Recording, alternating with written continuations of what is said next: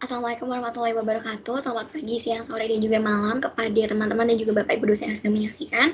Perkenalkan, saya Fadila Aurize dengan 3 digit NIM terakhir yaitu 023 akan mempraktikkan pembuatan peta SKL, khususnya SKL morfologi dan juga kestabilan lereng. SKL ini nantinya akan digunakan untuk analisis kemampuan lahan yang dilakukan untuk mengetahui seberapa besar kemampuan lahan sesuai dengan klasifikasi berdasarkan sifat dari aspek fisikal lahan itu sendiri dalam pemanfaatan lahan.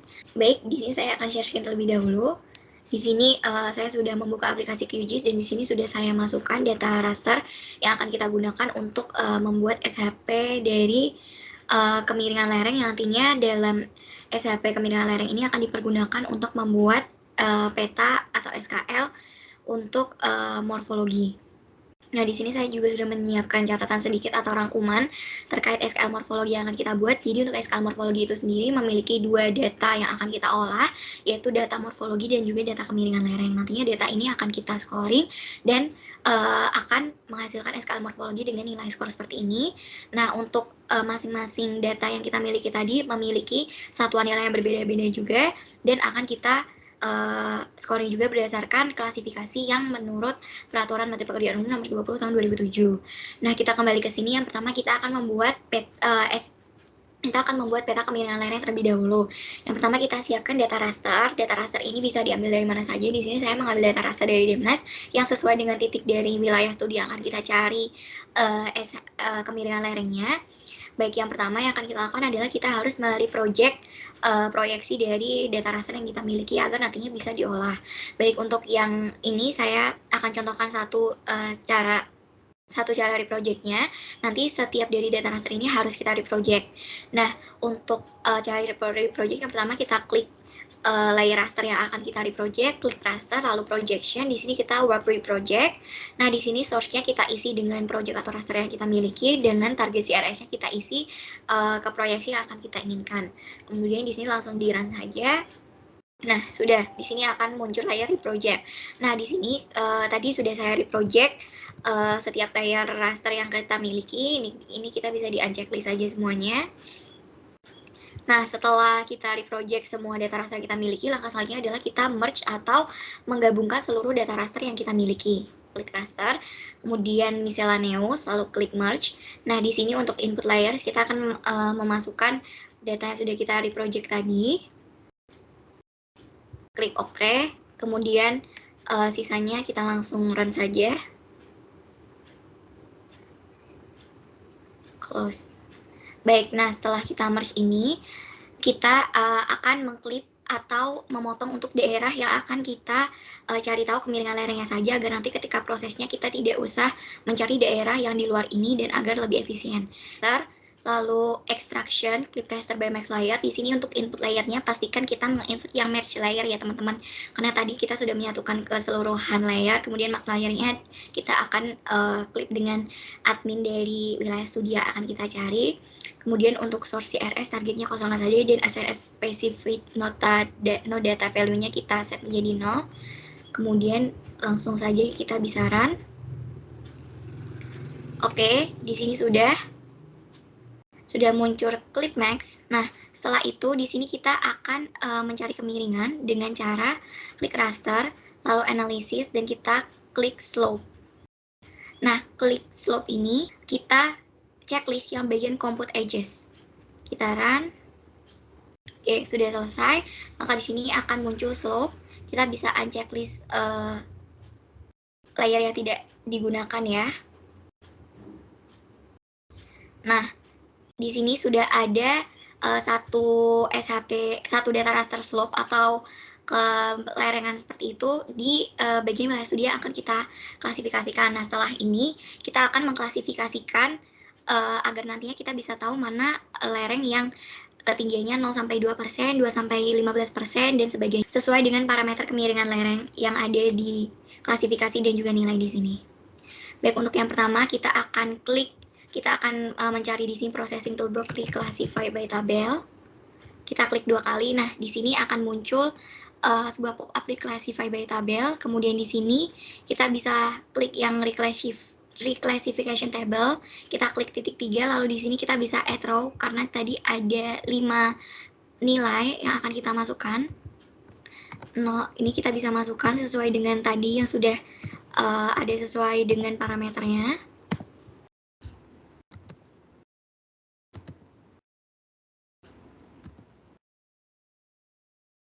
Nah, ini lebih dari 40 karena dia harus punya nilai maksimum. Ini saya isi 200. Kemudian ini untuk value-nya 0 sampai 2 itu dia memiliki nilai 5, 2 sampai 5 4, 5 sampai 15 3, 15 40 itu 2, dan 400 sampai 200 itu 1. Kemudian kita klik OK. Nah, untuk range boundaries-nya kita pilih yang pada baris kedua ini yang min kurang dari sama dengan value, kurang dari max. Kemudian kita run. Nah, setelah kita run, di sini akan muncul reclassified raster. Kita klik kanan, properties, di bagian transparansi, kita bikin additional no data value-nya 0. Apply, oke. Nah, ini sudah jadi ya teman-teman. Setelah ini kita tinggal ke polygonize aja. Jadi data dari raster ini kita polygonize, kita ubah ke SHP. Agar nantinya kita bisa overlay atau agar nantinya kita bisa intersect dengan SHP bentang alam. Caranya itu raster, conversion, polygonize. Nah, di sini untuk name of the field to create-nya kita kasih slope atau kemiringan lereng juga boleh. Kita langsung run. Nah, untuk prosesnya ini memakan sedikit waktu ya teman-teman, karena ini mengubah dari data raster ke data SHP atau vektor. Ini langsung saja kita lanjut sambil menunggu dia mengubah dari data raster ke polygon. Di sini di sini saya sudah ada data kemiringan lereng. Nah, nanti dia akan jadinya kurang lebih seperti ini. Nah, ini adalah dari data raster yang sudah kita polygonize tadi. Kemudian dari kemiringan lereng ini nanti kita bisa lihat di bagian atribut tabelnya. Nah, di sini akan ada skor yang sudah kita berikan tadi. Baik. Untuk selanjutnya, nah ini sudah jadi, maka ini kita bisa pinggirkan terlebih dahulu, kita pakai yang paling atas. Nah, setelah kita punya SHP kemiringan lereng, kita akan mengintersect dengan SHP morfologi yang kita akan beri skor juga. Nah, di sini ada SHP morfologi, kita langsung drag saja. Nah, untuk SHP morfologi bentuknya seperti ini. Kita lihat di bagian atribut data tabel, di sini ada beberapa informasi. Nah, di sini sudah ada skor morfologi yang diberikan. Caranya itu sama seperti lereng yang tadi kita berikan. Kita akan melihat klasifikasi parameternya sesuai dengan yang sudah disebutkan di sini. Datar itu dia 5, berombak 4, bergelombang 3, berbukit 2, bergunung 1. Nah, untuk pemberian skornya ini kita melihatnya di bagian sini. Untuk datar kita beri skor 4, untuk aliran lava kita beri skor 3, punggung bukit kita beri skor 2, dan juga gunung berapi kita beri skor 1. Untuk pembuatan tabelnya bagaimana di sini akan saya contohkan. Yang pertama kita klik tool editing mode. Kemudian di sini kita akan new field, kita akan klik new field, kita beri nama score, kemudian kita oke. Nah, di sini langsung saja nanti kita bisa isi dengan manual skornya sesuai dengan klasifikasi yang sudah ditentukan tadi, seperti itu. Nah, langkah selanjutnya setelah kita memberikan scoring kepada SHP bentang lahan tadi, kita akan mengintersect antara SHP kemiringan lereng dan juga bentang lahan untuk menghasilkan SKL morfologi. Caranya yang pertama kita klik vektor, kemudian geoprocessing tools, kemudian intersection, dan di sini input layernya kita masukkan kemiringan lereng dan overlayernya bentang lahan. Nah, kita bisa memilih di input fields to keep, kita bisa memilih kolom-kolom mana saja di atribut table yang akan kita pertahankan dan akan kita buang informasinya. Di sini saya akan select all untuk yang kemiringan lereng, dan untuk yang bentang lahan saya akan mengambil skor morfologinya saja, lalu klik OK, dan di sini langsung kita run. Nah, proses intersection ini tergantung ya teman-teman. Jadi dia biasanya memakan waktu yang lama, maka di sini kita close saja. Di sini saya sudah memiliki SHP yang sudah di intersection antara kemiringan lereng dan juga bentang lahan. Nah, nanti dia akan jadinya seperti ini. Nah, di sini kita akan lihat di atribut tabelnya dulu. Di sini sudah ada skor dari kemiringan lereng dan juga bentang lahan. Untuk selanjutnya kita akan kalkulasikan untuk bisa mendapatkan nilai dari SKL morfologinya. Yang pertama kita klik open field calculator, kita klik new layer, kita berikan nama skor total, dan sekaligus nilai. Kemudian di sini caranya adalah kita pergi ke field and values, Nah, kita akan menjumlah antara data scoring slope dan juga ditambah scoring dari morfologi. Nah, untuk mendapatkan nilainya nanti berapa antara rentang 1 sampai 5, kita bagi dengan sejumlah data yang kita skor yang kita input. Jadi karena dia menggunakan scoring kemiringan lereng dan juga morfologi, jadi dibagi 2. Kita langsung oke. Nah, di sini akan keluar nilai-nilainya, dan di sini nilai-nilainya akan merepresentasikan SKL morfologi yang rendah, kurang, sedang, cukup, dan tinggi.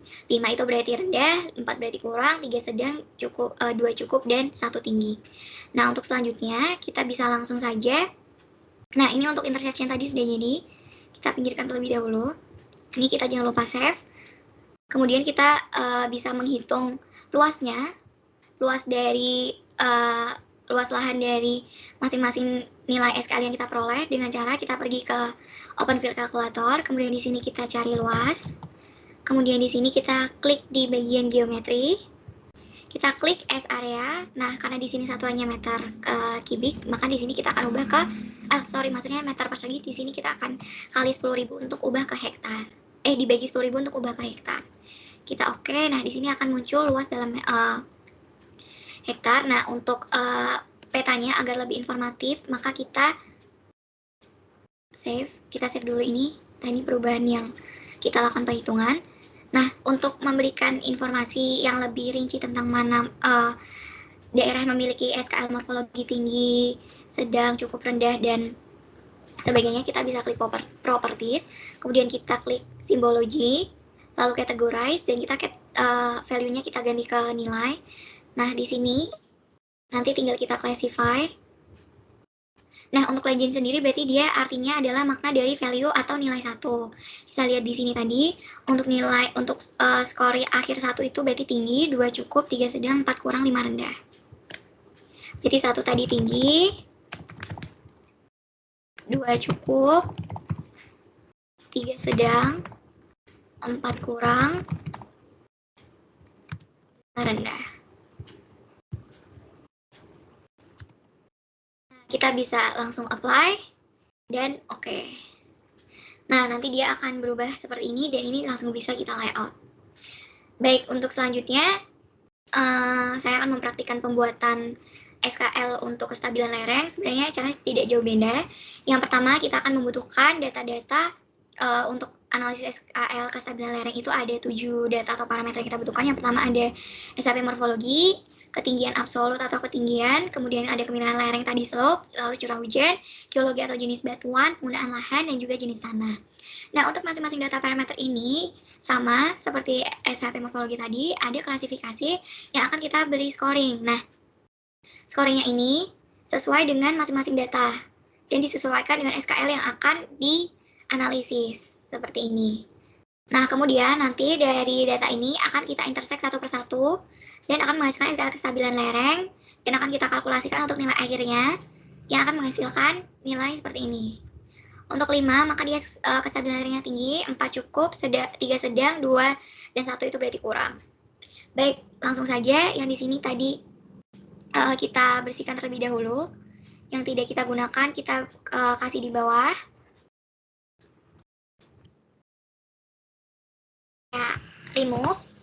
Karena tidak terpakai, karena sudah tidak digunakan untuk pembuatan SKL kestabilan lereng. Nah, untuk SKL morfologi saya kasih bawah. Oke. Nah, baik, untuk sebentar, ini akan saya remove dulu. Nah, di sini sudah ada kemiringan lereng, bentang lahan, maka di sini kita akan memasukkan SKL sisa dari selain kemiringan lereng dan bentang lahan yang kita butuhkan. Tadi ada curah hujan, maka di sini kita akan memasukkan SHP curah hujan. Lalu ada guna lahan. Lalu ada jenis batuan, jenis tanah, dan juga topografi.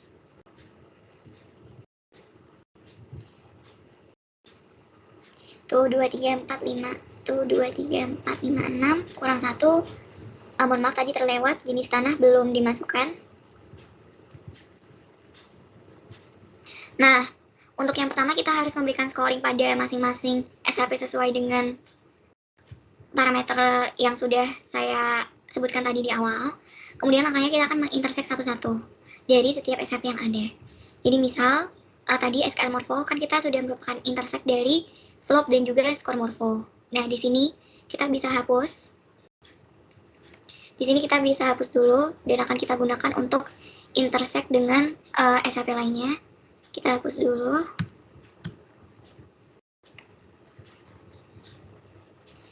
Nah, untuk selanjutnya kita akan intersek tadi yang sudah kemiringan lereng dengan bentang lahan. Kita akan intersek antara kemiringan lereng dengan jenis batuan. Caranya sama, vektor, geoprocessing tools, intersection. Tadi ini berarti intersection antara bentang lahan dan kemiringan lereng. Kemudian kita akan intersek dengan jenis batuan. Nah, jenis batuannya jangan lupa untuk di scoring terlebih dahulu. Caranya sama dengan scoring untuk SHP dari morfologi tadi. Lalu untuk input atau atribut data tabel yang akan kita pertahankan yang mana, kita pilih untuk yang di SKL morfo tadi yang slope dan skor morfo. Kemudian untuk yang di jenis tanah kita pilih skornya saja. Oke, kita run. Nah, kembali lagi untuk intersection ini membutuhkan proses yang lama.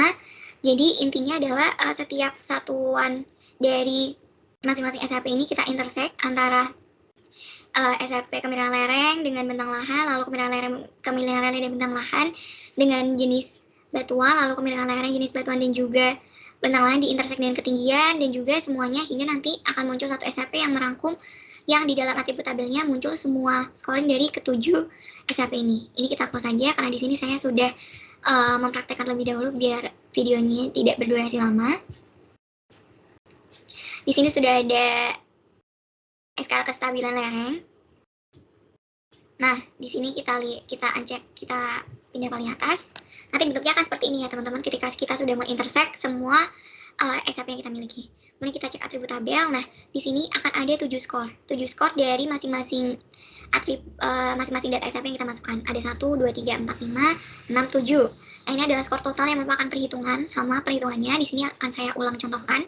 Yang pertama kita klik open field calculator, kita klik new field, kita beri kolom misalnya nilai total. Nah, di sini kita akan menghitung field and values-nya dengan menjumlahkan seluruh skor dan kita bagi dengan 7. Kenapa dibagi 7? Karena dia terdapat 7 data yang akan kita hitung. Ada morfologi, topografi, jenis tanah, jenis batuan, dan lain-lain yang berjumlah 7. Sehingga untuk mencari skor totalnya maka kita akan bagi dengan 7. 2, 3, 4, 5, 6, 7, lalu kita oke. Nah, nanti akan muncul nilai total. Nilai total ini merepresentasikan dari SKL kestabilan lereng yang ada di wilayah tersebut. Jadi untuk 5 tinggi, 4 cukup, 3 sedang, 2 dan 1 kurang. Nah, untuk menghitung luasnya, kita bisa lakukan seperti tadi, open field calculator. Kita klik S, kita klik yang geometri, S area, kita bagi dengan 10.000, karena dia masih meter persegi, agar diubah menjadi hektar. Kita klik, kita sudah ketemu luasnya, kita boleh kembali. Nah, di sini biar kita bisa tahu ya, mana yang bagian kestabilan lerengnya rendah, cukup, dan tinggi, kita bisa klik kanan, properties, kemudian di simbologi kita klik categorize, value-nya kita pilih yang nilai total. Kita classify. Nah, ketika di classify ternyata dia hanya skor nilainya itu 3 dan 4. Jadi, kestabilan lereng dalam kecamatan Jatiwaso dan Jadipura Mitiglas studi tadi, itu dia kestabilan lerengnya cukup dan juga sedang. Kita legendnya bisa ganti cukup. Skor 4 dia cukup, dan 3 dia sedang. Kita apply, dan oke. Nah, nanti dia tadi yang warna biru itu adalah SKL kestabilan lereng dengan nilai 3 itu sedang, dan yang warna hijau itu dengan yang biru itu dengan nilai 4 yaitu sedang, dan yang warna hijau itu SKL kestabilan lereng dengan nilai skor akhir dia 3 yaitu cukup. Baik, ini sudah siap di layout. Sekian tutorial yang dapat saya berikan. Kurang lebihnya mohon maaf. Wassalamualaikum warahmatullahi wabarakatuh.